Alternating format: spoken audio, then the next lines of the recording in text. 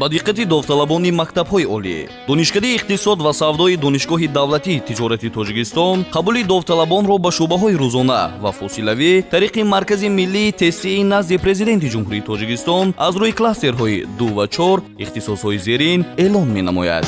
иқтисодиёт ва ташкили истеҳсолот, Бизнес маъмуриятчӣ, хадамоти гумрукӣ, иқтисодиёт ва идора дар корхона, андоз ва андозбандӣ, кори бонкӣ, ба ҳисобгирии бухгалтерӣ, таҳлил ва аудит, менеҷмент, информатикаи иқтисодӣ, технология ва низоми иттилоотӣ, маркетинг, молшиносӣ ва муоинаи мол, тиҷорат дар бозори байналмилалӣ, молия ва қарз, идораи давлатӣ, аудит ва ревизия, иқтисодиёти ҷаҳонӣ, ҳуқуқи иқтисодӣ, ҳуқуқи байналмилалӣ, танзими ҳуқуқи молия ва қарз.